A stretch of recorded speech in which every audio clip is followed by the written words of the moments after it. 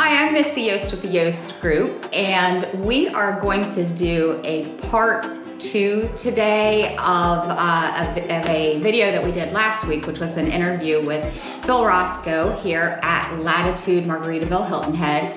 So we are doing part 2 today because there were just a lot of questions that we did not have answered last time that you guys came in with questions for us. So we're gonna go ahead and we're gonna answer that and go over how the process works a little bit better. So before we get started, I do want to go over just a few things that I think you kind of just have to assume before we get into all this. And the first is that everything in Latitude Margaritaville Hilton Head and the other Margaritavilles are lot home combos. So you can't purchase your lot first and then build on it later. You have to wait until a lot is available, you choose that lot, and then you move forward with the build from there. At least one person on the deed has to be 55 years of age when you close on the home. That doesn't mean you have to be 55 when it starts being built, but you have to be 55 when you take title. And Margaritaville Hilton Head is only able to go to contract right now with 40 houses a month. And that doesn't mean 40 of the same houses. That might be, 12 cottages, 12 villas, 12 single families, just whatever. It equals 40. They hope to, in the next year or so, be able to increase that a little bit, but right now it's 40 houses a month. So that's why it takes a little bit longer to go through the list, because there is a lot more demand. So, if you're ready. Yeah, we'll find out. All right, okay. So when someone comes into Latitude Margaritaville Hilton Head and they want to purchase a home, what is their first step? They've been through, they've toured, they're like, we want to be here. What's their first step? Yeah, and we're seeing more and more now. People are kind of purchasing remotely or getting some really good information off of websites, resources, and realtors like Missy. So one of the first things that we didn't do already is probably sending people a packet like this. Some really nice insight information. It has our floor plans. It has frequently asked questions. So that will give you pretty good information based off our website, just a nice paper version to have. So hopefully when it's your first time here, you've done a little homework and have a better understanding of the process and how new construction works. So at that time, if you've narrowed it down to a certain collection, I think it would be a great benefit to get on a VIP list or reservation list for that collection of homes. Right, and you can get these if you're not into town. Just email me with your address. My email address is right here below us, and I will have them mail a copy out to you.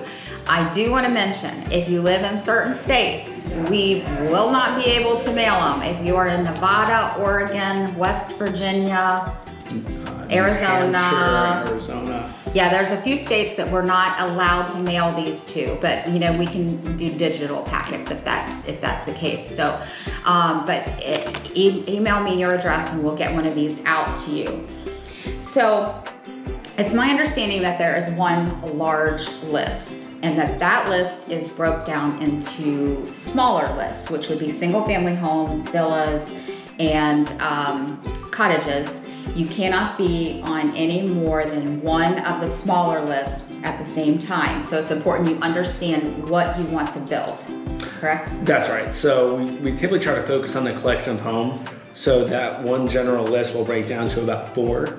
Right. Once you know the collection of home and once you narrow it down to a smaller or larger villa, same thing with the cottages, we can really focus on putting you on that list. So the general list is just people saying, hey, I'm interested, but this is my first time here.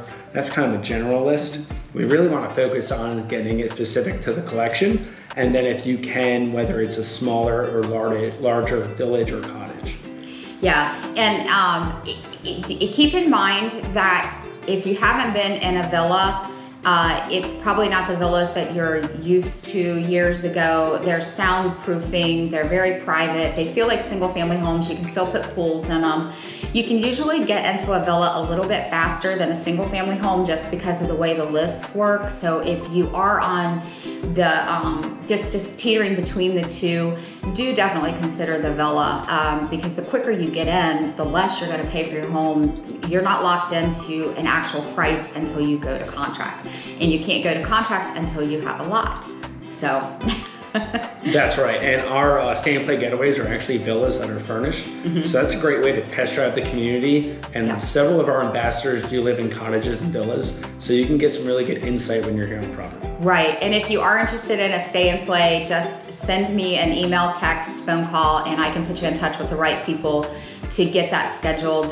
They are scheduling out about 6 months in advance right now, but they do have drop-offs, people who can't move forward, so sometimes they can get you in a little bit faster than that. Now, there's a lot of different terms that we use for these lists, and all of you guys use different terms for the list. So can you explain to us what is the difference between a VIP list, a reservation list, and a release, like a lot release? Yeah, so you'll be in contact with some of our online agents as well. So like Missy said, there's different jargon or kind of terms we use. We consider everyone here at Margaritaville VIP. So that's just saying, hey, you're getting in front of the 30 to 50 people a day that are just coming to check out models. VIP is someone that is willing to give us a copy of their driver's license and possible pre-approval to get on a list. So that's the kind of first step, is that VIP list for the most part, is getting on the collection or the reservation list. So I know that would be your VIP. Lot reservation is typically when we open a phase up, we're gonna go ahead and assign a specific lot to you as a potential purchaser. So that does happen periodically throughout the year at different times. And then lot release could typically mean two things. Lot release could mean kind of what Missy was thinking, that's when you go to contract. Lot release is a specific time we establish an estimated completion date and know that's the month you're going to contract. Also, lot release can mean we're getting ready to release new lots in a new phase, whether it's phase 7 or upcoming 6 or 8. Yeah, so if you are confused about that, just ask what exactly we mean by that. But for me, when I say lot release, I mean your lot has now been released for contract. So, okay, so once a home site is released for contract, what is the next step? Celebration is always the first step. So I tell people it is an exciting time. The timeline you would have potentially waited for that lot could have been anywhere from 2 months to possibly 12 months, just depending on the collection and how open-minded you are on lot. But once we do get your month, we typically tell you the next steps. The first thing would be signing a property report. So this is the intentions with the property. Yeah, I don't have one. So. And we can send this to you electronically via email. This is gonna say in big bold letters on the first page, read this before signing anything. With us being a master plan community, we have to tell you our intentions with the property. A lot of people assume once you sign this, you're legally obligated. You're not. That should just understanding you received a copy and understand what we're intending to do with the property. Right, and they do have a just a sheet here that I can send out to you, or Phil can send out to you, that just kind of goes over next steps. So the first step is the property report, and then I guess pre-approval is your second step. That's right. Typically when we put people on lot reservation, we do like to see some kind of commitment with a pre-approval, or what we call verification of funds. Depending how long you've been on that list, we might need an updated pre-approval. For our company policy, we look at it for a 6-month timeline. So some of the people getting on a reservation list could have presented pre-approval that technically expired for our company policy. So step 2, depending on how long you've been on that list, would be your pre-approval or verification of funds. This is just telling you your intent. So we would tell some people, if you can provide a 401k or some kind of savings, just to show you have funds available to support the base and lot for your contract price, we can use that as your intention to move forward. Right. Yeah, and keep in mind that anytime that you apply for a mortgage, It's kind of froze for like 30 days. It's not actually an application when you're doing it at this point. You're just looking for a pre-approval. But if you wanted to kind of check out different mortgage companies, you have like 30 to 45 days to do that with as many as you want, and it only counts as one pull on your credit. So you can ask your mortgage person what the specifics are on that, but it's not like every time they pull, it's gonna increase your credit score. So keep that in mind. And then after you submit the pre-approval, I guess we go to contract. That's right, contract or purchase agreement. It is rather lengthy. If you've ever signed a contract with a production builder, it does have a lot of information in there. So it is probably 65 to 80 pages. Yeah, and when you're dealing with a production builder, you cannot change the contract. The contract is what it is. It's written probably a little bit more favorable to the builder, which is standard. There's nothing in there that is out of, really like unrealistic or just, kind of out there. You're always welcome to have it looked over by your own attorney, but it is a very standard contract. It's kind of Florida based, so there will be things in there that probably don't pertain to us, but it is just the standard contract. And also, keep in mind that when you're dealing with a production builder, there is no negotiation on prices. Your price is what it is, your lot premium is what it is, your design options are what they are. So there's not gonna be anything that you can do to kind of wheel and deal like maybe, if you were buying a car or something. The one thing I tell everyone that's purchased here has signed this contract, whether it was our 2 locations in Florida or here, as long as you don't see a napkin with crayon written all over it, you'll be just fine. Yeah, and any of us can answer the questions for you on it, because you'll have questions. Earnest Money is the next step. So tell us about the Earnest Money. Yeah, so this is typically the process where it starts getting real. You kind of hear people's voice get a little deeper and say, hey, okay, this is happening. So it is exciting. The Earnest Money here at Mento is 10% of your base price, your lot premium or home site, and then 10% of your structural options. Right. That is what's needed to ratify the contract, so that is what's needed for your Earnest Money. And Phil does these little handy dandy cheat sheets that will kind of lay it all out for you, and even let you know like what your allowance is for your A and B options at the 10%. And we can go over that a lot more when you get to that point, because that does get a little bit confusing there as well. So if somebody is coming in and they've got their contract and they're ready to go to contract, is it too late for them to bring in their own buyer representative? It is not. Here at Margaritaville, we do a really good job kind of having these conversations before you get a contract. So the conversations we have as a whole team is, are you working with a realtor? So this is something hopefully that shouldn't be decided on last minute. Knowing the month you're going to contract, this gives you time to do your due diligence and finding the right personality and connection with your realtor. So we're hoping at that time, whether it's your first stop in or before we know which month you go to contract, you're gonna have that relationship established. And it shouldn't be something established in the 11th hour. Right. Once you sign a purchase agreement, it will indicate if you had representation, and then that's when you basically have signed saying you do not. Right. Yeah, because I'm still getting calls from people who are under contract asking if we can represent, and we cannot. What we do when you come to us beforehand is we will be with you every step of the way. We're an extra set of boots on the ground. We help you with your inspections.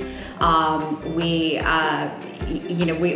be there for your design appointment, do the A options, explain everything to you, and even take pictures throughout the process of the build, so that peace of mind that someone is here with you from start to finish. We don't abandon you at contract, so we will be there the whole time. I think the last thing, after you go under contract, the last thing that would happen is you would have your design appointment scheduled probably within 30 days or so of going to contract. but that doesn't take place until about 4 or 5 months after you go to contract. That's right. So that's typically done, and when you meet your designer, they'll give you kind of a cutoff date or a deadline. They typically like to have your design appointment done 60 to 75 days before starting your home. So they will reach out to you typically within 30 days, introduce themselves and start going over dates available to make sure they have that in 60 to 75 days before starting your home. Right. And also when you're going to contract, you're going to have your Group A selections, which is your structural. And that's going to be like a catalog that's specific to your particular home. So if you're interested in a model and you want to know more about what the prices are for the options for both structural and design, just email me, text me, call me, and I can get you a copy of that. Don't ask me for 5 or 6 different home sites because they're not going to appreciate that when I come to them and ask them. Plus, it's going to confuse you. So wait until you're down to like 1 or 2, and then I can get that catalog for you so you can kind of start pre-planning and know what you're thinking, what you're talking about, with cost for the options that you're wanting to put in. So. Yeah. And typically a good rule of thumb is probably 15 to 20% of your base price. Mm-hmm. So we tell people when you get these, they are subject to change each month. Right. So you're not really looking at the price, you're just getting a better understanding of what we offer. We do pride ourselves in offering more options than most production builders. And there's some really great ways to personalize your home with structural and even design features. Mm-hmm. So we just want to give you a better understanding of what we offer. Looking at the price, depending on when you go to contract, can change. This just wants to give you a better idea of what we do. Right, you're not locked into a price until you actually go to contract. So it will be fluid up to that point. But once you do go to contract, you are locked in, and then it doesn't matter what happens, your price is not going up. So do you have anything else you want to add, or? No, I think these videos are super helpful, insightful. I think the questions are great for us just to get a better idea of what people expect, what they're liking. Mm-hmm. We are a great company and we try to focus on the customer. We've made several changes to floor plans because of customers. So these videos are very helpful for us as well. They've even made changes to the actual community because the people who live here have requested them. So they're very in tune with what the residents want and the buyer wants that comes in, and definitely caters to that. And they've developed an awesome community here that is fun, and it's all about the lifestyle. So if you've got any questions, just text, email, put them below in the comment section and we'll get them answered for you. And until next time, bye-bye.